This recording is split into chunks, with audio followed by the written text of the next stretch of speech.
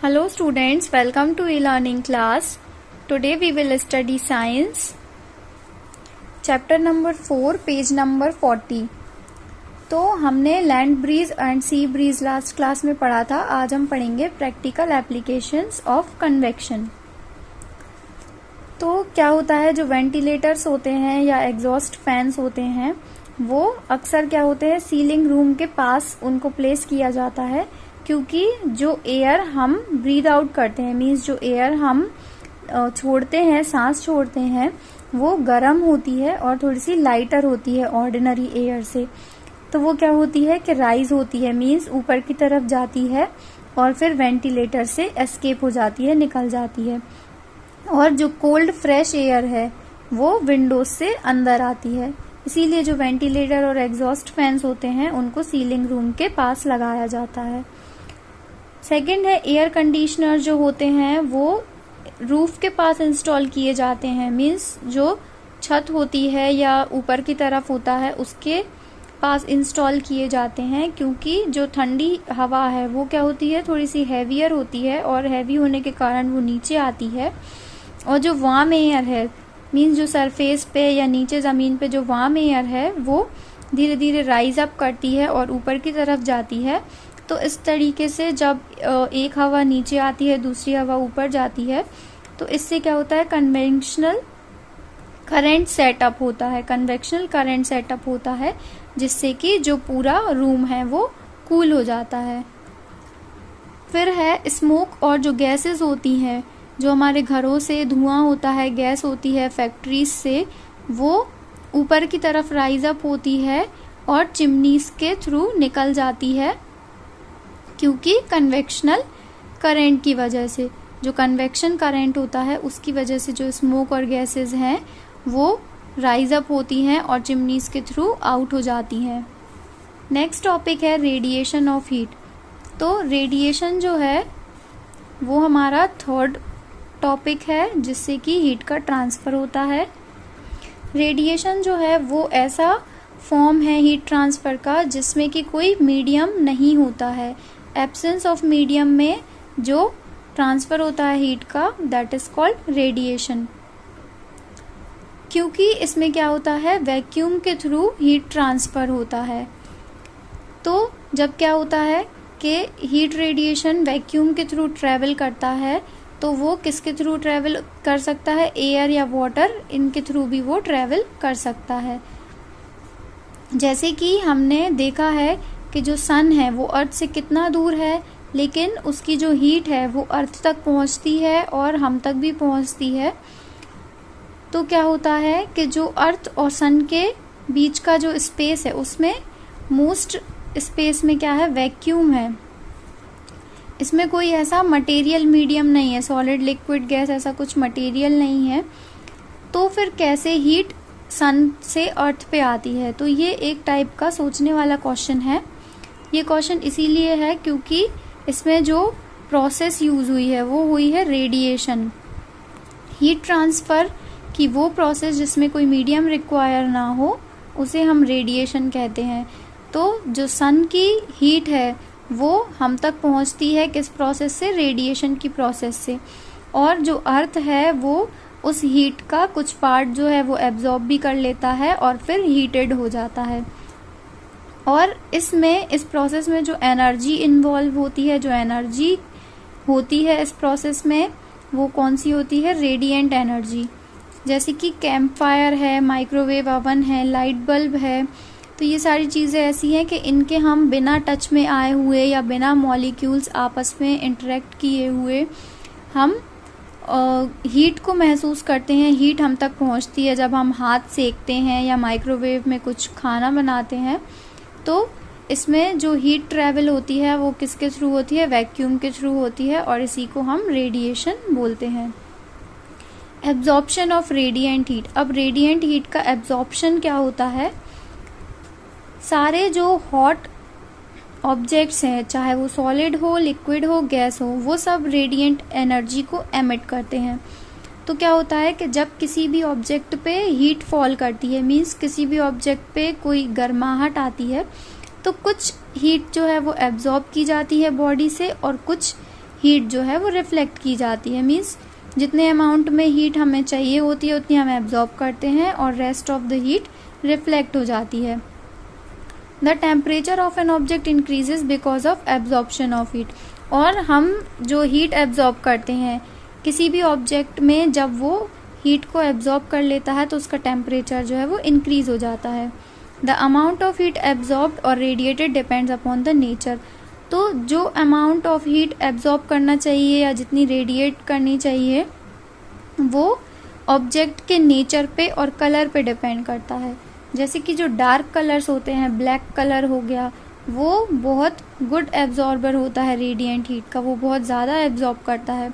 और जो light colours होते हैं जैसे कि वाइट हो गया या जो बहुत हल्के वाले जो कलर्स होते हैं वो गुड रेडिएटर्स होते हैं। मीन्स वो एब्जॉर्ब नहीं कर पाते हैं, वो रिफ्लेक्ट करते हैं। तो रेडिएशन की जो एप्लीकेशंस हैं वो हम पढ़ेंगे। White and light coloured cloth should be Warne in summers. तो जो गर्मियाँ होती हैं उसमें हमें सफ़ेद या लाइट कलर के कपड़े पहनने चाहिए जिससे कि हम सन की हीट को कम एब्जॉर्ब कर पाएँ और हम थोड़े से कूल रहें।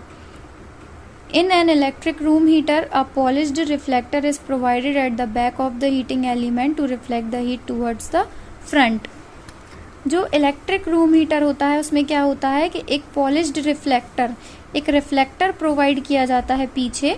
तो जैसे ही वो रूम हीटर जो है वो हीट हो और फिर उसकी जो हीट है वो जब रिफ्लेक्टर पे पड़े तो वो रिफ्लेक्टर वापस हीट को रिफ्लेक्ट करे कहाँ, फ्रंट में, और जिससे कि हमारा जो रूम है वो वार्म हो जाए।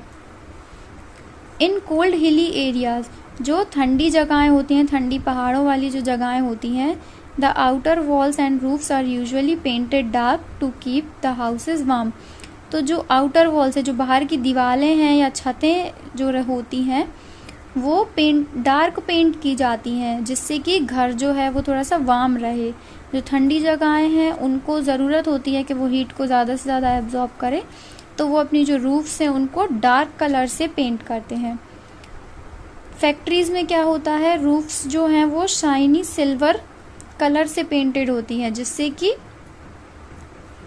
जो हीट लॉस है विंटर्स में, मीन्स सर्दियों में जो हीट लॉस है उसको कम किया जा सके और जो समर्स है उसमें रेडिएशन इंक्रीज किया जा सके जिससे कि जो उनका अंदर का टेम्परेचर है वो मॉडरेट रख सके। मीन्स ऐसा ना हो कि ज़्यादा गर्म हो जाए तो फिर उन्हें गर्मियों में प्रॉब्लम हो और ज़्यादा ठंडा हो जाए तो सर्दियों में प्रॉब्लम हो।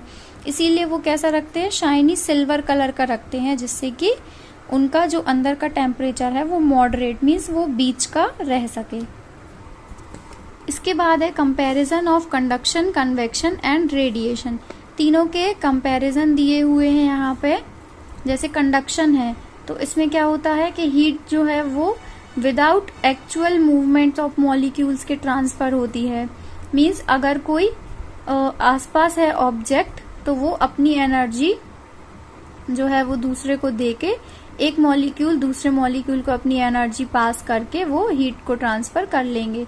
कन्वेक्शन में क्या होता है कि हीट ट्रांसफर कैसे होती है, मॉलिक्यूल्स के थ्रू होती है, वो मूवमेंट करते हैं अपने आप तब हीट ट्रांसफर होती है। और रेडिएशन में विदाउट अ मीडियम, किसी भी मीडियम की जरूरत नहीं पड़ती है, हीट ट्रांसफर हो जाती है। किसके थ्रू, वैक्यूम के थ्रू। सेकंड है मीडियम इज नीडेड। मीडियम इसमें नीडेड होता है, मीन्स सॉलिड जो मीडियम है वो ज़रूरी होता है कंडक्शन के लिए। कन्वेक्शन में भी ज़रूरी होता है लेकिन रेडिएशन में ज़रूरी नहीं होता है। थर्ड है heat transfer can be in any direction along the material. Heat direction किसी भी, हीट ट्रांसफर जो है वो किसी भी डायरेक्शन में हो सकता है। इसमें मेनली अपवर्ड्स होता है, मीन्स हीट जो है वो ऊपर की तरफ ज़्यादा जाती है। और इसमें क्या है, किसी भी डायरेक्शन में हीट ट्रांसफर हो सकती है क्योंकि इसमें कोई मीडियम ही नहीं होता। ये सॉलिड्स में यूजुअली टेक प्लेस करती है, मीन्स जो ठोस चीज़ें हैं, जो सॉलिड है उसमें कंडक्शन यूज होता है। और ये कन्वेक्शन किस में होता है, लिक्विड या गैसेस में सिर्फ। और ये किसी भी मीडियम में कर सकता है, it can take place in a medium and even in vacuum. तो ये वैक्यूम में एज वेल एज मीडियम में ये कर सकता है ट्रांसफर हीट को। फिफ्थ है, इसमें हीट ट्रांसफर स्लो होता है, धीरे धीरे होता है, जैसे जैसे गर्म होगा वैसे वैसे। इसमें फास्टर होता है, जल्दी होता है, और इसमें सबसे जल्दी होता है, फास्टेस्ट होता है। इसके बाद है थर्मस फ्लास्क। तो thermos flask we all know, thermos flask जो एक टाइप की वेसल होती है, एक टाइप का बर्तन होता है जो हमेशा गर्म को गर्म और ठंडे को ठंडा रखता है काफ़ी लंबे समय के लिए। तो इसको इस टाइप से ऐसा बनाया जाता है कि ये जो लॉस ऑफ हीट है ये कम करे कंडक्शन, कन्वेक्शन और रेडिएशन को मिनिमम लेवल पे, मीन्स कम से कम ये लॉस ऑफ हीट करे, जिससे कि इसके अंदर की जो चीज़ें हैं वो एज इट इज़ रह सके। इस फ्लास्क में क्या होता है, डबल वॉल्ड ग्लास कंटेनर होता है, मीन्स दो दो वॉल होती है ग्लास कंटेनर की। A vacuum is created in the gap between the walls which is then sealed. और इन दोनों वॉल्स के बीच में एक वैक्यूम क्रिएट किया जाता है, मीन्स एक टाइप की जो एयर होती है उसको क्रिएट किया जाता है दोनों वॉल्स के बीच में। Both the walls are polished shiny silver. और दोनों वॉल्स को कैसा पॉलिश किया जाता है, शाइनी सिल्वर कलर से। The outer case of the flask as well as its lid is made of an insulating material such as plastic. इसकी जो आउटर केस होता है, आउटर लेयर जो होती है, और इसका जो लिड होती है, मीन्स इसका जो ढक्कन होता है, उसको यूजुअली प्लास्टिक का बनाया जाता है। ये इसका डायग्राम भी दिया हुआ है। ये कंडक्शन, कन्वेक्शन, रेडिएशन, इन सब का मिनिमम लेवल पे इससे लॉस हो पाए, जिससे कि इसकी जो अंदर की चीज़ है वो एज इट इज़ रह पाए। ये हमारी रिफ्लेक्टिव लाइनिंग यहाँ पे है। यहाँ पे जो दोनों वॉल्स है उसके बीच में वैक्यूम दिया हुआ है which is shown in blue colour. Blue colour में यहाँ पे ये वैक्यूम लिखा हुआ है, और इसकी जो वॉल्स यहाँ पे दी हैं ये शाइनी सिल्वर पेंट की गई हैं। तो ये क्या है, थर्मस फ्लास्क का डायग्राम है। Working of a thermos flask. अब ये वर्क कैसे करता है, glass being a poor conductor of heat reduces the transfer of heat from inside the flask as well as outside of it. तो जो glass होता है, जो कांच होता है, वो क्या होता है, पुअर कंडक्टर ऑफ हीट होता है। तो वो क्या करता है, हीट का ट्रांसफर कम कर देता है अंदर से बाहर की तरफ। Heat that could be transferred through radiation is reduced by silvery surface of the wall. और जो रेडिएशन के थ्रू हीट ट्रांसफर हो सकती है वो इसलिए रिड्यूस हो जाती है क्योंकि वॉल्स को सिल्वर सरफेस से पेंट कर दिया गया है। This silvery surface reflects the heat rays either trying to enter the flask from outside or leave the flask. ये जो सिल्वरी सरफेस है ये क्या करता है, हीट रेस को रिफ्लेक्ट करता है, या तो अंदर की तरफ एंटर करने के लिए या फिर बाहर फ्लास्क को आउटसाइड और leave the flask from inside. तो या तो अंदर की तरफ ये रिफ्लेक्ट करता है, कोशिश करता है कि हीट रेस को, या बाहर की तरफ। In this flask, the silvered surface reflects the radiated heat. Vacuum prevents convection and conduction, and insulated stopper reduces conduction.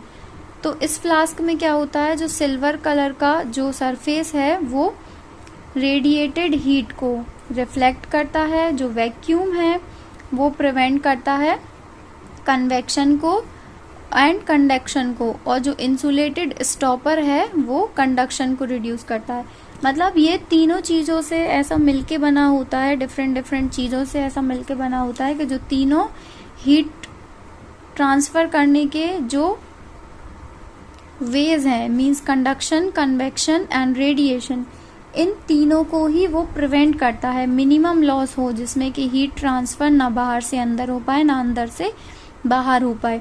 तो इस टाइप का ये थर्मस फ्लास्क बना होता है।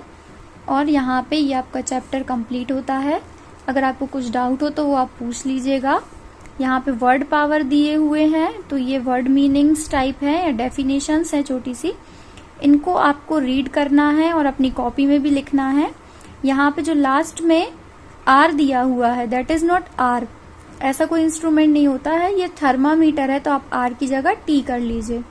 ऑल राइट, तो यहाँ पे चैप्टर फिनिश होता है। अगर आपको कुछ डाउट है तो वो आप पूछ लीजिएगा, और इनको आपको अपनी कॉपी में लिखना है विथ इंडेक्स। इंडेक्स फिल कीजिए आप 4th चैप्टर का, फिर उसके बाद वर्ड पावर लिखिए। Okay, thank you, have a nice day.